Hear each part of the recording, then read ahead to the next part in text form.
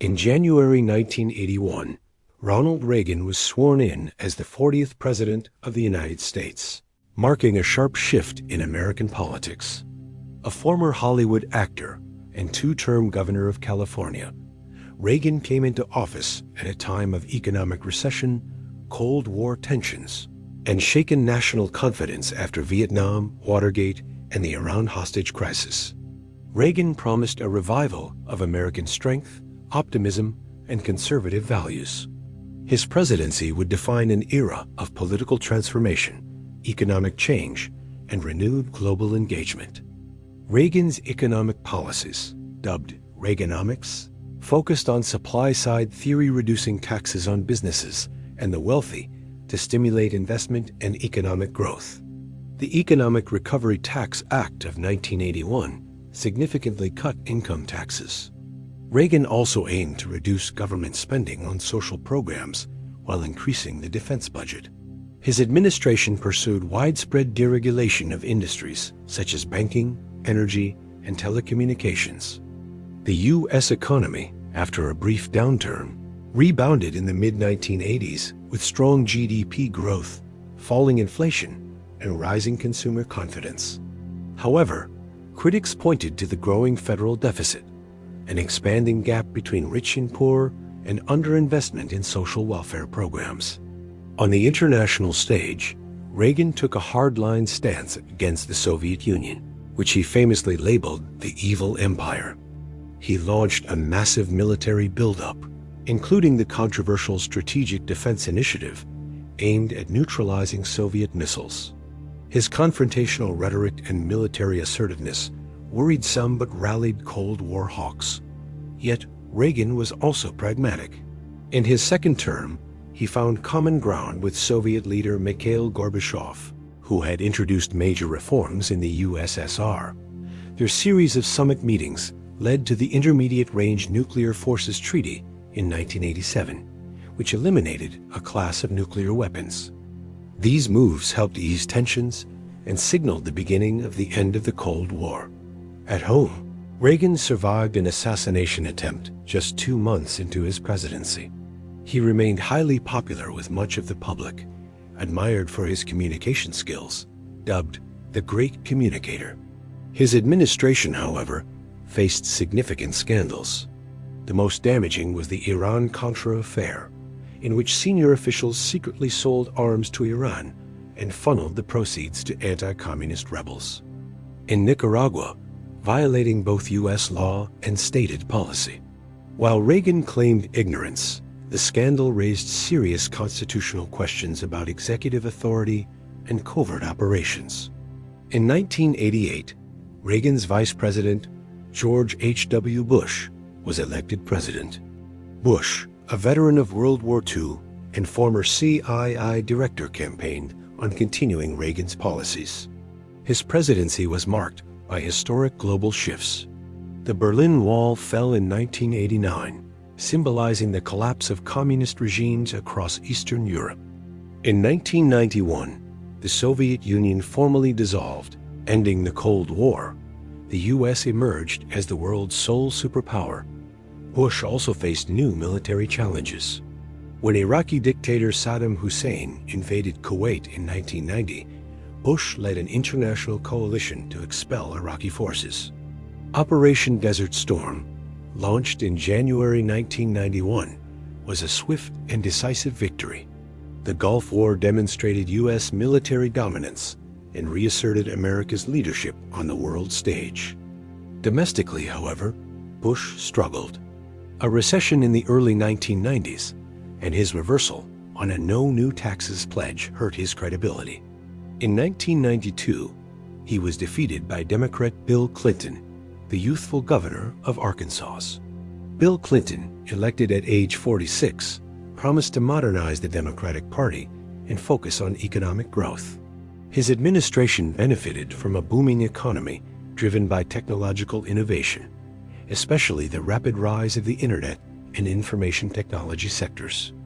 Unemployment fell, inflation remained low, and the U.S. federal budget eventually reached a surplus by the end of the 1990s, the first in decades.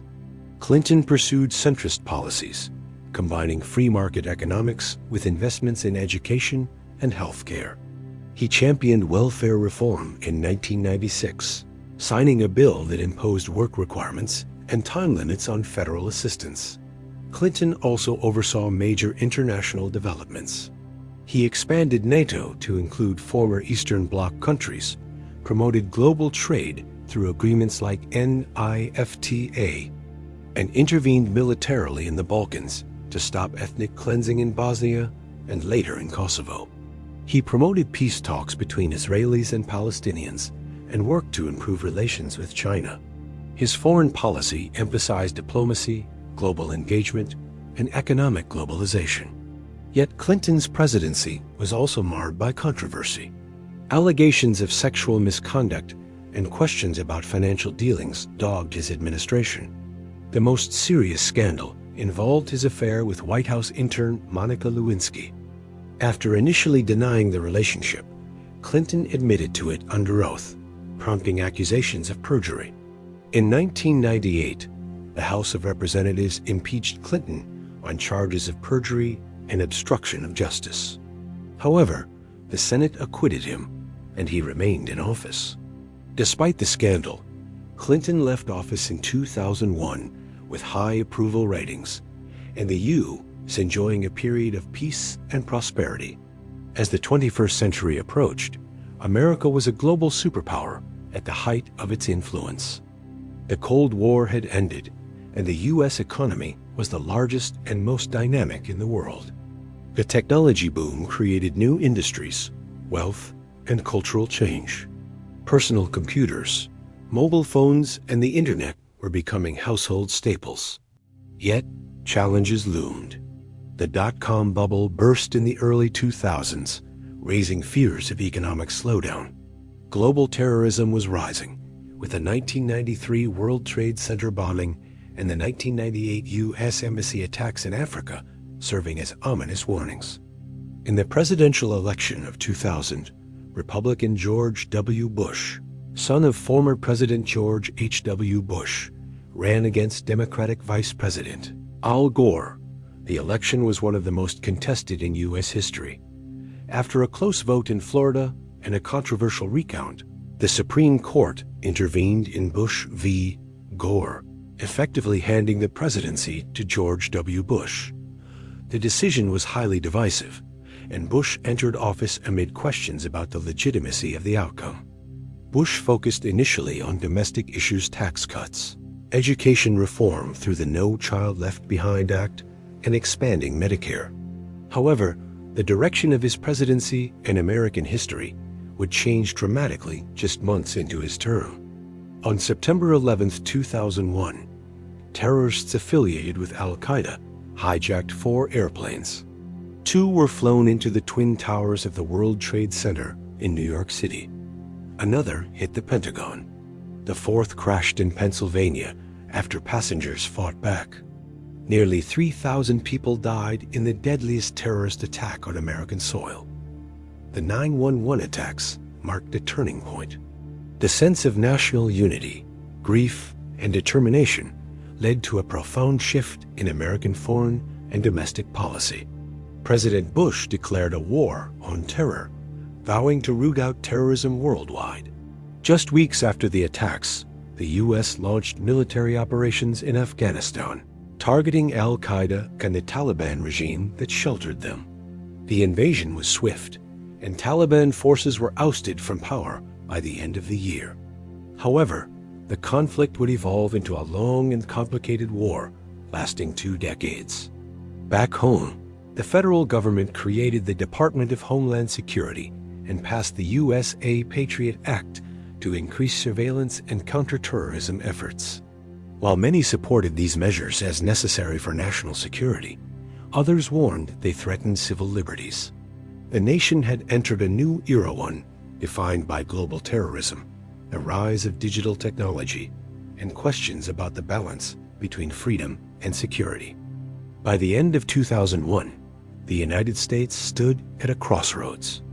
The optimism and prosperity of the 1990s had been shaken by recession and terror. the country was preparing for prolonged military conflict abroad, while grappling with deep questions about its role in the world and the principles at the heart of its democracy.